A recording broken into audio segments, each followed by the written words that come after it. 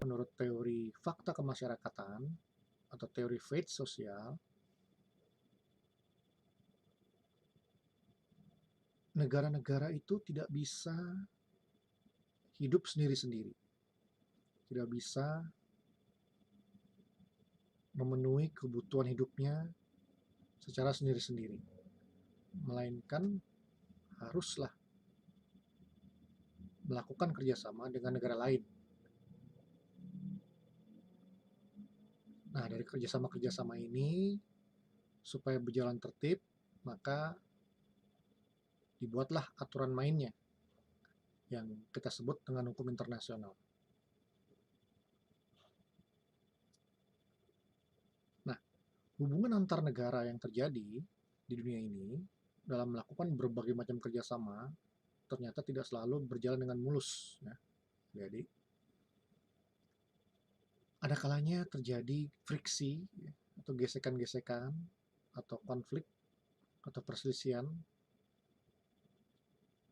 di dalam pelaksanaan hubungan tersebut.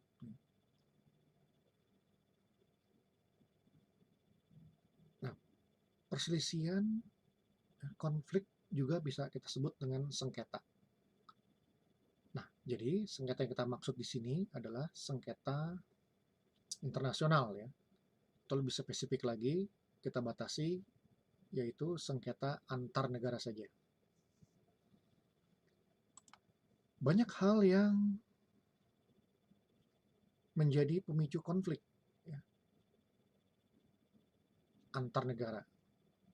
Di antaranya menyangkut masalah batas wilayah, masalah ekonomi, masalah pertahanan, diplomatik, dan sebagainya. Nah, sekarang ini juga kalau kita menonton televisi ya atau membaca berita, banyak tuh konflik terjadi antar negara ya. Seperti misalnya sekarang ini yang sedang hangat yaitu sengketa batas wilayah antara Cina dengan India. Nah, itu ya, sekarang lagi memanas itu. Ataupun beberapa waktu yang lalu juga pernah terjadi perselisihan antara Cina dengan negara kita Indonesia terkait dengan batas wilayah di Laut Natuna. Itulah contoh-contoh sengketa yang real terjadi pada saat ini. Apa sih sengketa itu? Sengketa itu dalam bahasa Inggris disebut dispute. Ya. Nah, menurut Merrill, yang dimaksud dengan sengketa adalah terjadinya perbedaan pemahaman akan suatu keadaan atau objek. Nah, jadi ada objek yang dipersengketakan. Seperti misalnya laut, seperti misalnya batas darat, dan sebagainya. Yang diikuti oleh klaim dari salah satu pihak dan penolakan di pihak lain. Jadi ada yang mengklaim, ada yang menolak klaim. Nah, inilah yang berarti di sini sudah terjadi perbedaan pendapat ya, atau perbedaan paham antara negara yang satu dengan negara yang lain.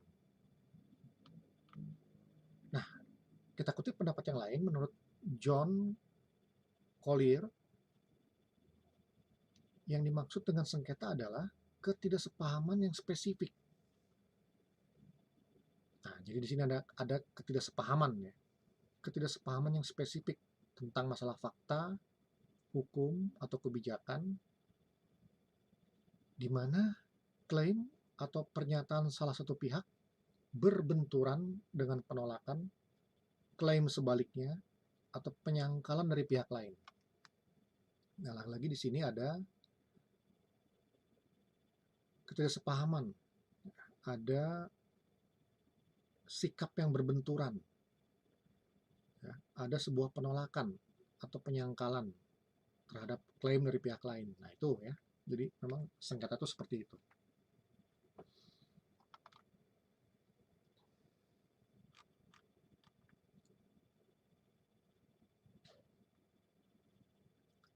Nah, pada prinsip dasarnya ya, dalam literatur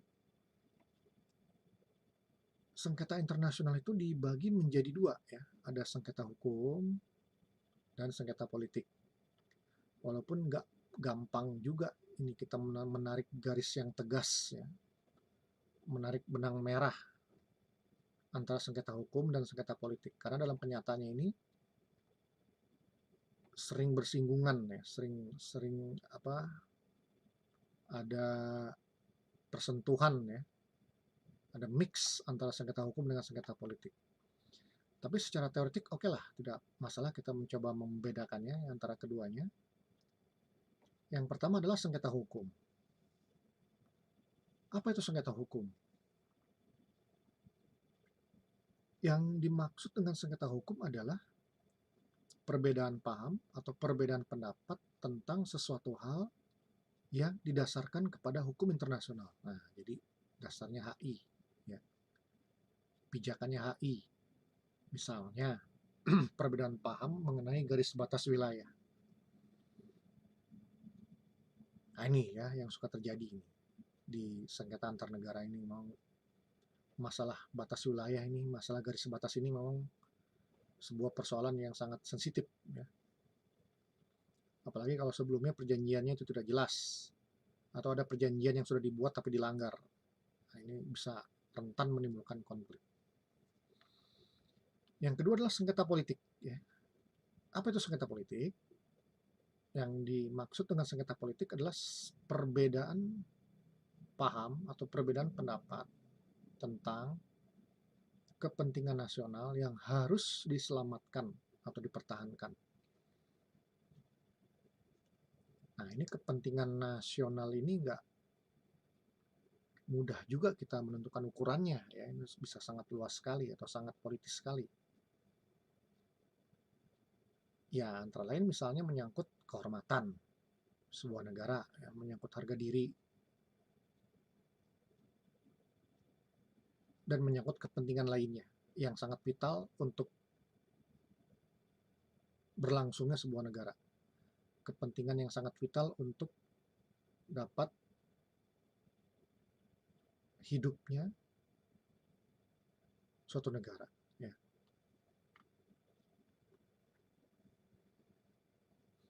Nah, tadi seperti saya katakan, memang tidak mudah menarik garis tegas antara sengketa hukum dengan sengketa politik. Ya. Dalam praktek ini, keduanya ini saling bertumpang tindih seringkali. Ya. Oleh sebab itu, pengertian sengketa internasional yang pada umumnya dijadikan acuan atau dijadikan standar adalah sebagaimana yang dikemukakan oleh Mahkamah Internasional. Nah, ini menjadi standar umum dalam kita mengartikan, mendefinisikan, atau memahami tentang sengketa internasional. Nah, Mahkamah Internasional dalam salah satu putusannya berpendapat bahwa sengketa internasional adalah semua sengketa yang dapat diselesaikan dengan menggunakan prinsip-prinsip hukum internasional. Nah, saya ulangi, sengketa internasional adalah semua sengketa yang dapat diselesaikan dengan menggunakan prinsip-prinsip hukum internasional. Nah, jadi kalau kita lihat di sini, definisi sengketa internasional yang dikemukakan oleh Mahkamah Internasional ini cukup luas ya. Semua sengketa yang dapat diselesaikan dengan menggunakan prinsip HI. Ya, berarti ini bisa banyak sekali yang bisa masuk ke sini ya. Baik itu sengketa hukum sudah jelas ya, termasuk juga sengketa politik pun bisa diselesaikan dengan menggunakan prinsip-prinsip dalam hukum internasional. Sehingga secara singkat dapat kita katakan suatu sengketa internasional itu mungkin saja mengandung dua-duanya, baik itu aspek hukum maupun aspek politik sekaligus.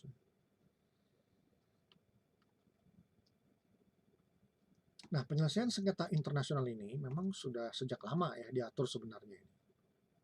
sejak tahun 1800-an ya. Konvensinya itu muncul, diantaranya adalah Konvensi Den Haag tahun 1899 dan 1907 ya, tentang penyelesaian sengketa internasional secara damai. Nah, ini merupakan konvensi yang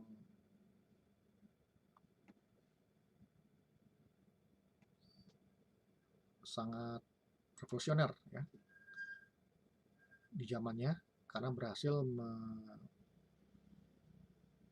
menciptakan, membentuk sebuah prinsip-prinsip penyelesaian sengketa internasional secara damai melalui sebuah aturan, melalui sebuah perjanjian internasional. Kemudian ada lagi Konvensi Jenewa 1949 tentang perlindungan terhadap korban perang. Kemudian tentunya dalam Piagam PBB itu juga diatur ya pokok-pokok daripada penyelesaian sengketa internasional dan sebagainya. Nah, prinsip-prinsip hukum internasional yang terkait dengan sengketa internasional itu pada dasarnya mengendaki penyelesaian sengketa internasional itu dilakukan secara damai dan sejauh mungkin tidak menggunakan cara-cara kekerasan atau cara-cara konflik bersenjata. Nah, ini sudah tercermin dalam Konvensi Den Haag 1899 dan 1907 yang secara tegas mengatur tentang penyelesaian sengketa secara damai ya. Jadi di sini kata damai ini sudah benar-benar ditegaskan bahwasanya sengketa internasional itu penyelesaiannya itu hanyalah dengan jalan damai ya. Harus diupayakan dengan jalan damai. Nah, dalam perkembangannya pun kemudian dengan lahirnya PBB dan diterimanya Piagam PBB pada tahun 1945, maka prinsip penyelesaian sengketa secara damai ini juga menjadi payung utama ya, daripada Piagam PBB. Menjadi prinsip dasar dalam Piagam PBB yang termaktub di dalam pasal 1 ayat 1 Piagam PBB. Nah, pasal ini mengatakan semua upaya penyelesaian pertikaian secara damai merupakan prinsip utama daripada hukum internasional. Saya ulangi, pasal 1 ayat 1 Piagam PBB mengatakan semua upaya penyelesaian pertikaian secara damai merupakan prinsip utama hukum internasional. Nah, ini apa artinya? Ini artinya adalah negara-negara di dunia ini yang bertikai, yang berkonflik, yang bersengketa, dalam menyelesaikan sengketanya haruslah menggunakan metode damai. Harus menggunakan metode damai sebagai satu-satunya pilihan yang tersedia bagi mereka. Nah, jadi singkat kata, penyelesaian sengketa internasional yang diakui dewasa ini oleh hukum internasional adalah penyelesaian sengketa damai, bukan yang kekerasan ya. Terlepas dari prakteknya itu masih ada yang kekerasan seperti itu, tapi yang diakui oleh HI itu adalah yang damai, penyelesaian secara damai. Nah, penyelesaian sengketa secara damai ini harus dilakukan demi tercapainya perdamaian dan keamanan internasional sebagaimana diamanatkan oleh pasal 2 ayat 3 Piagam PBB. Nah, sehingga ada juga yang mengatakan dengan lahirnya Piagam PBB, maka penggunaan kekerasan atau perang itu sudah diharamkan ya, dalam praktek hubungan di masyarakat internasional. Kalau dalam bahasa Ian Brownlee ya, Ian Brownlee ini salah satu pakar HI, beliau mengatakan bahwa upaya-upaya damai merupakan satu-satunya cara yang tersedia. Nah, begitu kata Brownlee. Ya, memang kadangkala ya penggunaan kekerasan itu sulit dihindarkan ya. Kadang-kadang terpaksa harus menggunakan cara-cara kekerasan. Nah, penggunaan kekerasan ini walaupun pada prinsipnya sudah dilarang, tapi dalam kondisi-kondisi yang sangat darurat ya, yang sangat emergensi, ini dimungkinkan. Hanya dimungkinkan ya. Jadi penyelesaian sengketa secara kekerasan ini atau penggunaan kekerasan ini hanya dimungkinkan dalam keadaan tertentu. Nah, ya dalam keadaan tertentu. Yakni dalam hal self defense ya, atau membela diri. Nah, jadi memang terpaksa. Kalau tidak membela diri ya hancur ya. Oleh karena itu tidak ada jalan lain selain harus membela diri, dan pembelaan diri ini gak ada jalan lain selain melakukan kekerasan atau menggunakan kekerasan seperti konflik bersenjata. Tapi penggunaan kekerasan ini pun ada syaratnya ya.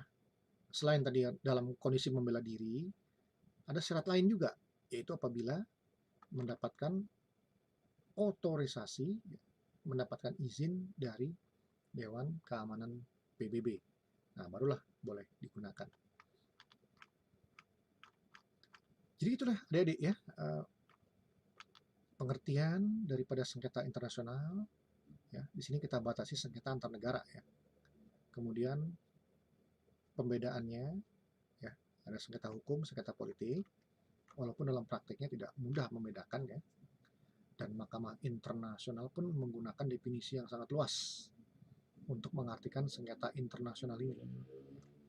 Sehingga kalau kita melihat definisi dari Mahkamah Internasional itu, maka itu mencakup ya, menjaring baik sengketa hukum maupun sengketa politik.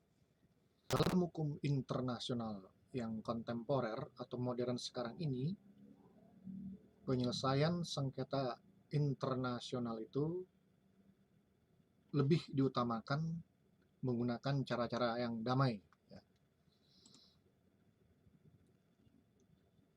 Bahkan bisa dikatakan juga bahwa hukum internasional atau HI yang sekarang ini secara official ya, secara resmi itu sudah mendefinisikan bahwa penyelesaian sengketa internasional yang dikenal dewasa ini, yang diakui dewasa ini adalah penyelesaian sengketa internasional secara damai ya, atau peaceful mean.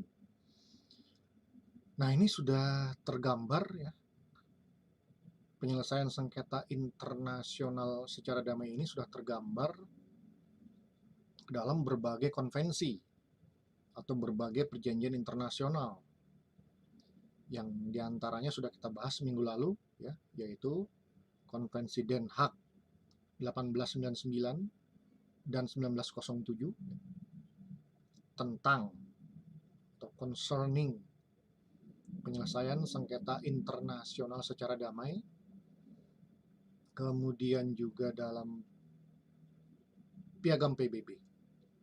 Nah, jadi dalam perjanjian internasional tersebut itu memang sudah ditentukan secara resmi bahwa penyelesaian sengketa internasional yang dimaksud dalam HI adalah dalam artian yang damai ya, penyelesaian secara damai. Nah, selain Konvensi Den Haag dan Piagam PBB, di region Asia juga pernah ya dibuat semacam pernyataan bersama atau deklarasi mengenai penyelesaian sengketa secara damai ini ya, yaitu terdapat di dalam Deklarasi Manila tentang penyelesaian sengketa internasional secara damai. Ini tahun 1982 ya. Atau kalau dalam bahasa Inggrisnya Manila Declaration on the Peaceful Settlement on International Dispute. Nah, Deklarasi Manila ini ya, atau Manila Declaration ini, seperti halnya Konvensi Den Haag maupun Piagam PBB juga meminta semua negara mematuhi kewajiban untuk menyelesaikan sengketanya dengan cara-cara damai atau by peaceful means, sebagaimana sudah diamanatkan dalam Piagam PBB. Ya, memang kalau kita menengok kembali, kita melihat kembali ketentuan pasal 33 daripada Piagam PBB, terutama ayat 1, memang di sini dikatakan atau diamanatkan bahwa negara-negara yang terlibat dalam suatu pertikaian atau perselisihan, dan pertikaiannya ini atau perselisihannya ini yang jika terus-menerus berlangsung, ini bisa membahayakan perdamaian dan keamanan internasional. Nah, mereka itu ya yang terlibat pertikaian itu haruslah mencari penyelesaian sengketa dengan cara-cara yang damai. Ini kata pasal 33 Piagam PBB ayat 1 ya. Harus mencari penyelesaian dengan cara-cara yang damai. Nah, apa saja itu penyelesaian dengan cara-cara yang damai? Nah, dalam pasal 33 ini disebutkan bahwa cara-cara damai itu bisa berupa negotiation atau perundingan, bisa juga melalui atau dengan jalan membentuk sebuah komisi penyelidik, ya. Kemudian bisa menggunakan cara mediasi, konsiliasi, arbitrase, atau penyelesaian menurut hukum melalui badan-badan peradilan seperti Mahkamah Internasional maupun Arbitrase Internasional. Bahkan pasal 33 ini juga memberikan semacam alternatif lain ya. Penyelesaian sengketa juga bisa dilakukan melalui pengaturan-pengaturan secara regional ya, seperti di tingkat ASEAN, di tingkat Persatuan Negara-Negara Afrika, Uni Eropa, dan sebagainya. Nah, itu tingkat regional. Atau ya bisa juga dengan cara-cara damai lain yang dipilih sendiri oleh para negara yang bersengketa.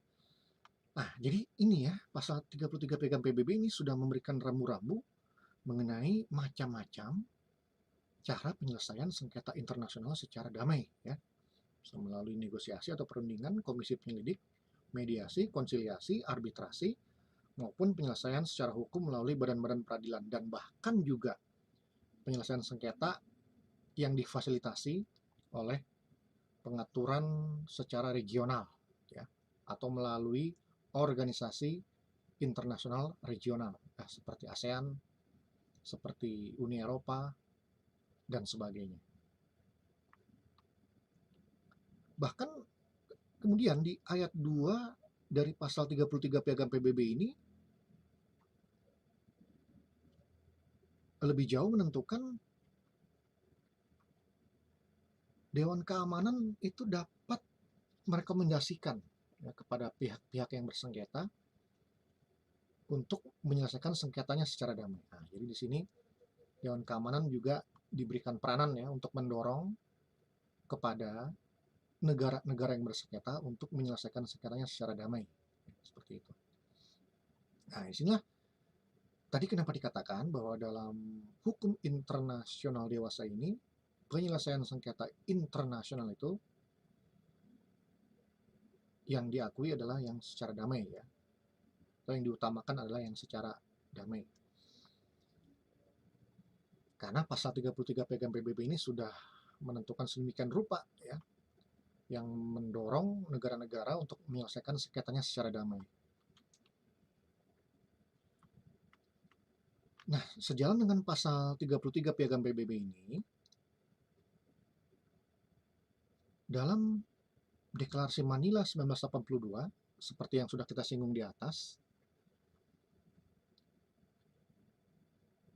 kembali menegaskan, bahkan memperluas pasal 33 Piagam PBB ini. Dalam deklarasi ini dikatakan dalam paragraf 5, ya,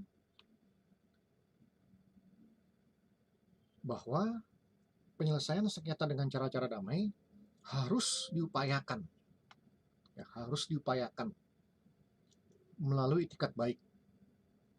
Nah, jadi harus ada itikat baik ya dari negara-negara yang bersengketa, ada niat yang baik untuk menyelesaikan sengketanya secara damai. Dan berada dalam semangat koordinasi dini dengan model penyelesaian yang pantas bagi penyelesaian sengketa internasional melalui cara-cara berikut ini. Nah, lagi-lagi di sini dijelaskan ulang ya cara-cara penyelesaian sengketanya secara damai, yaitu melalui negosiasi atau penyelidikan. Tadi di dalam Piagam PBB ini penyelidikan itu disebut dengan komisi penyelidik, kemudian dengan cara mediasi, kemudian dengan cara konsiliasi, arbitrase, ataupun melalui cara-cara yang diatur secara regional. Nah, lagi-lagi di sini Deklarasi Manila 1982 ini dia mengulang kembali apa yang sudah dijabarkan di dalam pasal 33 Piagam PBB, bahkan mengembangkannya lebih lanjut seperti itu. Nah, dari tadi kita membicarakan mengenai metode-metode atau cara-cara penyelesaian sengketa secara damai. Nah, kalau demikian berarti kalau begitu ada cara penyelesaian sengketa yang tidak secara damai, yaitu memang ada ya, yaitu penyelesaian sengketa secara kekerasan. Tapi dalam pembahasan kita ini kita tidak akan membahas secara mendalam ya penyelesaian sengketa internasional secara kekerasan ya. Mungkin akan kita singgung secara sekilas saja ya, tapi tidak secara dibedah secara mendalam ya. Nah, seperti yang dikatakan tadi bahwasanya dalam hukum internasional dewasa ini penyelesaian sengketa internasional itu yang dikenal adalah yang secara damai. Sebenarnya penyelesaian sengketa internasional secara damai ini sudah sejak lama ya dikenal, bahkan sebelum munculnya Piagam PBB, sebelum munculnya Konvensi Den Haag 1899 dan 1907, sebelum munculnya Deklarasi Manila. Tapi kemudian dalam perkembangannya barulah cara-cara penyelesaian sengketa secara damai tersebut diformalkan ya, dinormatifkan ya, diatur dalam sebuah aturan hukum internasional. Ya, diatur dalam sebuah perjanjian internasional yang tadi kita sebutkan itu. Jadi secara garis besar ya, secara prinsip dasarnya bahwa berdasarkan konvensi-konvensi internasional, berdasarkan Piagam PBB, berdasarkan Deklarasi Manila yang terkait dengan cara-cara penyelesaian sengketa internasional secara damai, maka dapat kita identifikasikan, dapat kita kumpulkan bahwa cara penyelesaian sengketa internasional itu ya, secara damai itu, ini secara damai dulu ya, secara damai itu diklasifikasikan menjadi dua. Ya. Yang pertama, penyelesaian sengketa internasional secara damai melalui jalur politik atau diplomatik. Ya. Nah, penyelesaian secara damai melalui jalur diplomatik ini terdiri atas negosiasi ya, atau perundingan, kemudian ada good office atau jasa-jasa baik, kemudian ada penyelidikan atau komisi penyelidik, kemudian ada cara mediasi,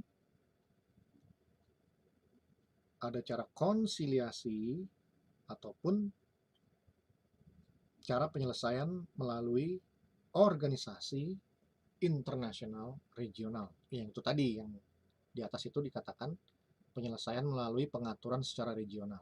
Itu jalur politik atau diplomatik daripada penyelesaian sengketa secara damai. Kemudian, seperti juga yang telah disinggung di atas, bahwa penyelesaian sengketa itu juga bisa melalui jalur hukum. Ya, jalur hukum. Nah, kalau melalui jalur hukum ini, itu bisa melalui arbitrase atau melalui pengadilan internasional atau mahkamah internasional, ya, International Court of Justice. Itulah ya, penyelesaian sengketa secara damai, ya, baik melalui jalur politik atau diplomatik maupun jalur hukum, ya. Saya ulangi lagi, tadi jalur politik itu atau jalur diplomatik itu ada negosiasi, jasa-jasa baik atau good office, penyelidikan atau komisi penyelidik, mediasi, konsiliasi, atau penyelesaian melalui organisasi internasional regional. Kemudian yang jalur hukum itu ada tersedia jalur arbitrase internasional dan mahkamah internasional. Nah, seperti yang saya katakan tadi, di samping cara-cara yang damai juga sebenarnya dikenal juga penyelesaian sengketa secara kekerasan. Nah, itu memang ada dan tidak bisa dipungkiri itu masih terjadi sampai sekarang. Nah, tapi perlu diingat lagi bahwa HI itu memang tidak menginginkan, ya, penyelesaian secara kekerasan dan lebih mengutamakannya cara-cara damai, ya. Tapi baiklah, ya, kita singgung sedikit saja, ya. Ini penyelesaian sengketa secara kekerasan, ya. Ini terbagi dua, ya, secara kekerasan. Yang pertama ini adalah kekerasan yang non-perang, ya. Non-perang atau jadi bukan perang. Penyelesaian sengketa internasional secara kekerasan yang bukan perang, non-perang. Nah, itu terdiri atas pemutusan hubungan diplomatik, saling memutuskan hubungan diplomatik. Nah, itu berarti masing-masing negara yang bertikai itu, ya, negara yang berkonflik itu masing-masing saling menarik duta besarnya untuk pulang ke negaranya masing-masing. Nah, sehingga otomatis putuslah itu hubungan diplomatik antar kedua negara. Kemudian ada cara retorsi, pembalasan, kemudian blokade, ada juga embargo dan reprisal. Nah, nanti akan kita bahas, ya, satu persatu ini apa pengertiannya.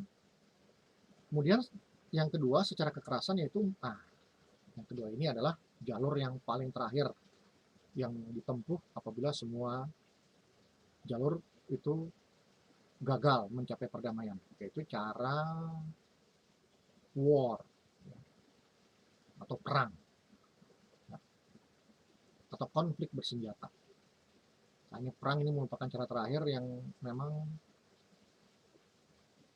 dewasa ini itu sejauh mungkin harus dihindari. Dan jangan lagi sampai terjadi seperti di masa lalu, terjadi perang dunia pertama, perang dunia kedua, perang Korea, perang Vietnam, dan sebagainya. Nah, perang-perang di masa lalu itu memang sudah banyak membuat orang menjadi trauma, ya, dengan kata-kata perang atau war. Sehingga dewasa ini orang cenderung menghindari kata perang, ya, dan menggantinya dengan istilah yang lebih halus, ya, yaitu konflik bersenjata, armed conflict, ya, seperti itu.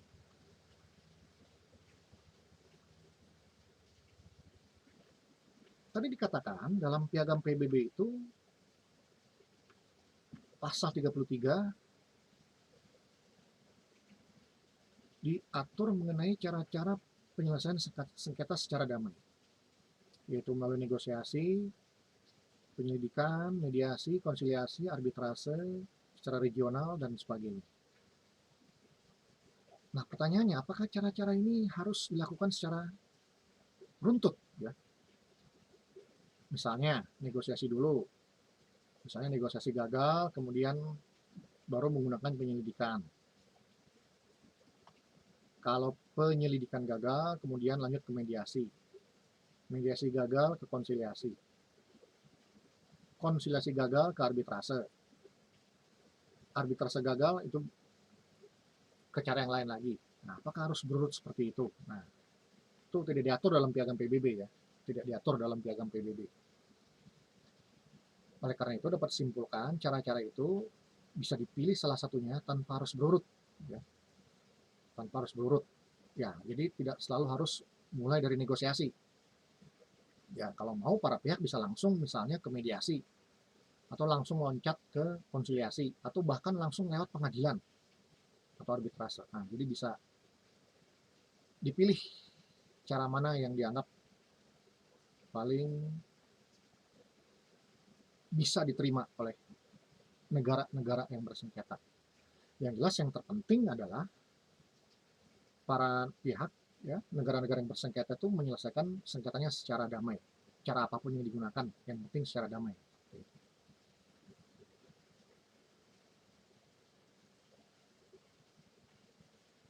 Nah, dalam negara-negara yang bersengketa itu menyelesaikan sengketanya secara damai, maka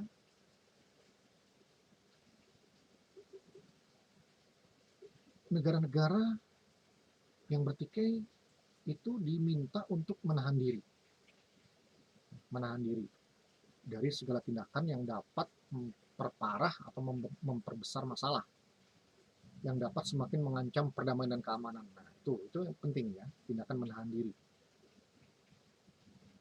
untuk tidak langsung misalnya menyerang negara yang bertikai dengannya, ya seperti itu. Dengan kata lain, negara-negara yang bertikai itu apabila mereka sedang terlibat dalam suatu persoalan atau konflik yang belum bisa diselesaikan, masih dicari jalan penyelesaiannya, maka negara tersebut yang bertikai tersebut itu harus bisa memanage atau mengontrol dirinya untuk tidak semakin memperburuk situasi, yang dapat menimbulkan ancaman bagi perdamaian internasional. Nah, itu ya, adik-adik ya. Kita sudah tahu sekarang seperti apa itu cara-cara penyelesaian sengketa secara damai. Ya. Nah, tentu saja nanti itu akan kita bedah satu persatu, ya, cara-cara penyelesaian sengketa secara damai tersebut. Ya. Apa itu negosiasi, bagaimana cara pelaksanaannya, apa itu jasa-jasa baik, bagaimana cara pelaksanaannya, bagaimana hasilnya, apa itu komisi penyelidik, bagaimana cara kerjanya, apa itu mediasi, bagaimana peran mediator, apa itu konsiliasi, seperti apa itu hukum acara konsiliasi itu, apa itu arbitrase, apa itu mahkamah internasional. Nah, itu akan kita bahas nanti satu persatu ya, tapi tidak sekarang ya. Nah, itu cukup banyak materinya. Baik, jadi nanti kuliah minggu depan ya, kita akan mulai masuk membahas penyelesaian sengketa secara damai yang paling sederhana dan paling banyak dilakukan ketika sengketa mulai terjadi, yaitu negosiasi. Ya. Baik ya, Dede, untuk kuliah hari ini cukup dulu sampai di sini. Nanti kita lanjut lagi dalam perkuliahan berikutnya membahas materi tentang penyelesaian sengketa melalui negosiasi. Sampai ketemu lagi, lebih kurangnya mohon maaf. Wassalamualaikum warahmatullahi wabarakatuh.